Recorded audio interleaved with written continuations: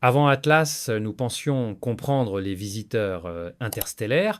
Nous avions Oumuamua, mystérieux et silencieux. Nous avions Borisov, prévisible et rassurant. Et puis Atlas est arrivé. Et tout ce que nous pensions savoir a été remis en question. Parce que Atlas ne ressemble à rien de ce que nous avons observé auparavant. Je suis Archives Atlas, et aujourd'hui, nous allons explorer les leçons fondamentales que ce troisième visiteur cosmique nous enseigne sur la nature même des objets interstellaires. Commençons par une vérité simple mais profonde. Nous n'avons observé que 3 objets interstellaires confirmés dans toute l'histoire de l'astronomie moderne. 3. Sur des milliards d'années d'existence de notre système solaire, sur des millénaires d'observation du ciel, nous n'avons identifié avec certitude que 3 visiteurs venus d'ailleurs. Atlas est le 3e, et il nous apprend déjà plus que les 2 premiers réunis. Pourquoi? Parce qu'Atlas défie nos catégories. Il refuse de se conformer à nos modèles. Il nous force à reconsidérer ce que signifie réellement être un objet interstellaire. Revenons aux bases. Qu'est-ce qui définit un objet interstellaire? C'est simple. Sa vitesse. Plus précisément, sa vitesse hyperbolique. Un objet gravitationnellement lié au Soleil, peu importe son orbite, ne peut jamais dépasser une certaine vitesse. C'est de la physique fondamentale. Mais un objet venant de l'extérieur, un vrai voyageur cosmique, arrive avec un excès de vitesse. Une vitesse qu'il a conservée de son système d'origine. Cette vitesse hyperbolique est la signature indiscutable d'une origine interstellaire. Atlas possède cette signature, sans aucun doute. Sa trajectoire, son inclinaison orbitale, sa vitesse, tout confirme qu'il vient d'au-delà de notre système solaire. Mais voici la première leçon qu'Atlas nous enseigne. La vitesse hyperbolique ne nous dit pas tout. Elle nous confirme l'origine, mais elle ne nous révèle pas la nature. Oumuamua nous a appris que les objets interstellaires peuvent être complètement silencieux. Pas de queue, pas d'activité cométaire visible, juste un rocher sombre traversant notre voisinage cosmique en silence. Son comportement était tellement inhabituel que certains scientifiques ont suggéré une origine artificielle. Borisov, au contraire, nous a rassurés. Il se comportait exactement comme nos comètes locales, jets de gaz prévisibles, queue classique, activité cométaire normale. Il nous a montré que les comètes d'autres systèmes stellaires peuvent ressembler aux nôtres. Et puis, Atlas est arrivé. Ni silencieux comme Oumuamua, ni prévisible comme Borisov. Quelque chose entre les deux. Quelque chose de nouveau. Voici où ça devient fascinant. Atlas présente une activité cométaire, comme Borisov. Mais cette activité est chaotique. Les jets oscillent. Ils vacillent. Ils changent d'intensité de manière imprévisible. L'antiqueux défie les modèles standards. La rotation est désordonnée. Attendez. Parce que voici la deuxième leçon qu'Atlas nous enseigne. La diversité des objets interstellaires dépasse largement ce que nous avions imaginé. 3 objets, 3 comportements complètement différents. Pensez-y un instant. Si vous ne connaissiez que 3 animaux terrestres, un chat, un requin et un aigle, que pourriez-vous conclure sur la vie sur Terre? Pas grand-chose. Vous sauriez que la vie existe. Vous sauriez qu'elle prend des formes très diverses. Mais vous n'auriez qu'un aperçu minuscule de la richesse biologique de notre planète. C'est exactement notre situation avec les objets interstellaires. Nous avons un échantillon ridiculement petit, et déjà cet échantillon montre une variété étonnante. Qu'est-ce que cela signifie? Cela signifie que l'univers est probablement rempli d'une diversité d'objets que nous ne pouvons même pas imaginer. Des comètes formées dans des conditions radicalement différentes. Des fragments de planètes détruites, peu, être même des objets que nous n'avons pas encore de catégorie pour décrire. La 3e leçon d'Atlas est encore plus importante. Nous détectons ces objets beaucoup trop tard. Atlas a été découvert en juillet 2025, alors qu'il était déjà assez proche du système solaire intérieur. Son périhélie, son point le plus proche du Soleil, a eu lieu en octobre de la même année, quelques mois seulement entre la découverte et le passage le plus proche. C'est insuffisant, complètement insuffisant pour une étude approfondie. Idéalement, nous aurions besoin de détecter ces objets des années à l'avance, quand ils entrent dans les régions extérieures du système solaire, au-delà de Neptune.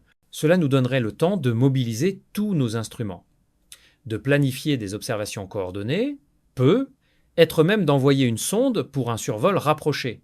Mais nous ne le faisons pas. Pourquoi? Parce que nos systèmes de surveillance ont des limitations critiques. Ils couvrent une fraction du ciel. Ils ne détectent que les objets suffisamment brillants. Il manque tout ce qui approche de l'angle mort solaire. Atlas nous enseigne que nous sommes aveugles à la majorité des visiteurs cosmiques qui traversent notre système. Nous ne voyons que ceux qui passent suffisamment près, suffisamment brillants, dans des zones que nous surveillons activement. Combien d'autres objets sommes-nous en train de manquer en ce moment même? Nous ne savons pas. Et c'est terrifiant. Avant de continuer, si ces révélations vous interpellent, si vous voulez suivre l'évolution de notre compréhension des objets interstellaires, abonnez-vous à Archives Atlas. Nous suivons chaque découverte. Nous analysons chaque anomalie. Nous posons les questions que personne d'autre ne pose. Parce que ces visiteurs cosmiques changent notre vision de l'univers. Continuons. La 4e leçon d'Atlas concerne la composition chimique. Les analyses spectroscopiques ont révélé la présence de glace d'eau, de monoxyde de carbone, possiblement de dioxyde de carbone, et peut être de composés organiques complexes. En surface, ça ressemble à ce que nous attendons d'une comète. Mais les détails sont troublants. Certaines signatures spectrales ne correspondent pas parfaitement au modèle. Il y a des lignes d'émission que nous ne comprenons pas complètement. Qu'est-ce que cela nous apprend? Que les processus de formation planétaire dans d'autres systèmes stellaires peuvent produire des chimies différentes des nôtres. Que notre tableau périodique est universel, mais que les proportions, les combinaisons, les structures moléculaires peuvent varier énormément selon les conditions locales. Atlas est un échantillon gratuit d'un autre monde. Un morceau d'un système stellaire que nous ne verrons probablement jamais. En l'étudiant, nous étudions indirectement les conditions qui régnaient autour d'une étoile lointaine il y a des millions, peut-être des milliards d'années. C'est extraordinaire quand on y pense. Nous faisons de l'astronomie par procuration. Nous explorons l'univers sans quitter notre propre système solaire. La 5e leçon d'Atlas est méthodologique. Elle concerne comment nous faisons de la science face à l'inattendu. Quand Atlas a commencé à montrer des comportements étranges, la communauté scientifique a réagi de 2 manières. Certains ont immédiatement cherché des explications naturelles dans le cadre de nos modèles existants. D'autres ont suggéré que nous devrions envisager des phénomènes que nous n'avions pas encore observés. Les 2 approches sont valables. Le conservatisme scientifique nous protège contre les conclusions hâtives. Mais une ouverture excessive au spéculatif peut nous faire perdre du temps sur des fausses pistes. Atlas nous enseigne que nous avons besoin d'un équilibre. Nous devons être rigoureux dans notre analyse des données. Mais nous devons aussi rester ouverts à la possibilité que l'univers nous surprenne. La 6e leçon concerne le temps. Atlas nous rappelle que nous vivons dans un univers dynamique. Les objets interstellaires ne sont pas des curiosités exceptionnelles. Ils sont probablement courants. Des estimations récentes suggèrent que plusieurs objets interstellaires traversent le système solaire intérieur chaque année. Chaque année. Et nous n'en détectons qu'un tous les quelques années. Cela signifie que notre compréhension actuelle des visiteurs interstellaires est basée sur un échantillon incroyablement biaisé. Nous ne voyons que les objets les plus brillants, les plus proches, les mieux positionnés. Tout le reste nous échappe. Imaginez essayer de comprendre l'humanité en observant que 3 personnes aléatoires. Vous manqueriez toute la diversité culturelle, linguistique, génétique de notre espèce. C'est exactement notre situation avec les objets interstellaires. La 7e leçon d'Atlas peut être la plus importante. Elle concerne notre place dans l'univers. Pendant des millénaires, nous avons pensé que notre système solaire était isolé, une île dans l'espace. Les étoiles étaient lointaines et inaccessibles. Mais les objets interstellaires nous montrent que nous sommes connectés, que notre système n'est pas fermé, que nous participons à un échange cosmique constant de matière et d'informations. Atlas porte en lui les traces de son origine. Il a voyagé pendant des millions d'années, traversant le vide interstellaire, jusqu'à croiser notre chemin. Et dans quelques années, il repartira, poursuivant son voyage éternel, vers une destination inconnue. Nous sommes témoins d'un moment dans une histoire qui dépasse infiniment notre échelle temporelle humaine. C'est humiliant et exaltant à la fois. La 8e leçon concerne les technologies futures. Atlas nous montre cruellement les limites de nos capacités actuelles. Nous avons pu l'observer pendant quelques mois. Nous avons obtenu des spectres, des images, des mesures de trajectoire, mais nous n'avons pas pu faire ce que nous aurions vraiment voulu faire. Nous n'avons pas pu envoyer une sonde pour un survol rapproché, nous n'avons pas pu prélever un échantillon, nous n'avons pas pu étudier sa surface en détail, nous n'avons pas pu mesurer sa composition interne. Toutes ces choses sont technologiquement possibles, mais elles nécessitent une préparation que nous n'avons pas eue. Parce que nous avons découvert Atlas trop tard, la leçon est claire. Si nous voulons vraiment comprendre les visiteurs interstellaires, nous devons investir dans deux choses. Premièrement, des systèmes de détection beaucoup plus performants qui nous donnent un préavis de plusieurs années. Deuxièmement, des technologies de réponse rapide, des sondes d'interception prêtes à être lancées avec un délai minimal. Certains projets existent déjà sur le papier. Des concepts de sondes ultra rapides utilisant des voiles solaires ou même des propulsions laser. Des réseaux de télescopes spatiaux dédiés à la surveillance des objets interstellaires, des missions de rendez-vous pré-planifiées, attendant simplement qu'une cible soit identifiée. Atlas nous montre que ces projets ne devraient pas rester sur le papier. Ils devraient être des priorités. La 9e leçon est statistique. Avec seulement 3 objets confirmés, nous ne pouvons pas faire de statistiques robustes. Mais nous pouvons commencer à poser des questions intéressantes. À quelle fréquence les objets interstellaires traversent-ils notre système solaire? Quelle est la distribution de leur taille? Quel pourcentage sont des comètes actives versus des objets inertes? D'où viennent-ils majoritairement? Atlas contribue à ces questions, mais il ne peut pas y répondre seul. Nous avons besoin de dizaines, voire de centaines d'objets détectés avant de pouvoir établir des patterns statistiques fiables. Mais voici ce qui est encourageant. Maintenant que nous savons que ces objets existent, maintenant que nous avons développé les techniques pour les identifier, le taux de détection va probablement augmenter.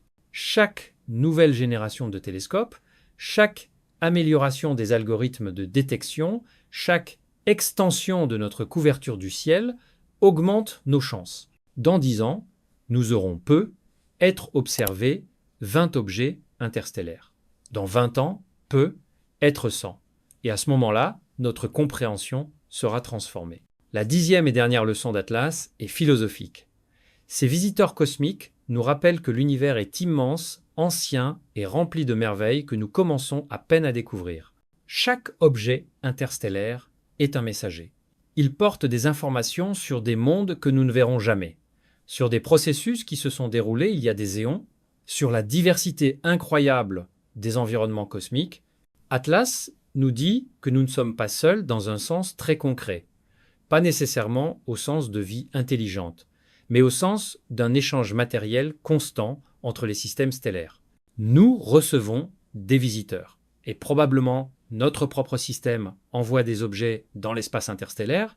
Quelque part être des astronomes dans un système stellaire lointain observent un objet qui a été éjecté de notre nuage d'Oort il y a des millions d'années. Ils se posent les mêmes questions que nous. Ils apprennent les mêmes leçons. Cette connexion cosmique, cette participation à un échange universel de matière, c'est profondément significatif. Cela change comment nous voyons notre place dans le cosmos. Alors, que retenons-nous de tout cela? Atlas nous a appris que les objets interstellaires sont diversifiés, complexes et probablement courants. Il nous a montré les limites de nos capacités de détection et d'étude. Il nous a rappelé que l'univers est capable de nous surprendre et il nous a donné un aperçu de la richesse incroyable de processus qui se déroulent au-delà de notre système solaire. Mais être que la leçon la plus importante est celle-ci. Nous ne faisons que commencer. 3 objets, c'est un début, mais ce n'est qu'un début. L'aventure de la découverte et de la compréhension des visiteurs interstellaires ne fait que commencer. Et c'est excitant, parce que chaque nouveau visiteur apportera de nouvelles surprises, de nouvelles questions, de nouvelles leçons. Si vous voulez suivre cette aventure, si vous voulez être informé de chaque nouvelle découverte, de chaque avancée dans notre compréhension, abonnez-vous à Archives Atlas, activez les notifications, partagez ces analyses, parce que nous sommes témoins d'un moment historique dans l'astronomie. Dans la prochaine vidéo, nous parlerons des missions futures envisagées pour étudier les objets interstellaires, des sondes d'interception, des télescopes de nouvelle génération, des technologies qui transformeront notre capacité à comprendre ces visiteurs cosmiques. Merci de votre curiosité, merci de votre engagement intellectuel, et rendez-vous très bientôt pour un nouveau dossier d'Archives Atlas. Parce que l'univers a encore beaucoup à nous apprendre. Et nous sommes prêts à écouter, mais avant de partir, je vous laisse avec cette question. Atlas nous a montré que nous détectons les visiteurs interstellaires beaucoup trop tard, que nous manquons probablement la majorité d'entre eux, que nous sommes aveugles à une réalité cosmique qui se déroule au-dessus de nos têtes en permanence. À votre avis, quel est le point aveugle le plus dangereux aujourd'hui ? Est-ce l'angle mort solaire qui nous empêche de voir les objets approchant de cette direction ? Est-ce notre incapacité à détecter les petits objets sombres ? Ou est-ce quelque chose de plus fondamental, une limitation conceptuelle dans notre manière de penser les menaces cosmiques ? Réfléchissez-y. Et dites-moi ce que vous en pensez dans les commentaires.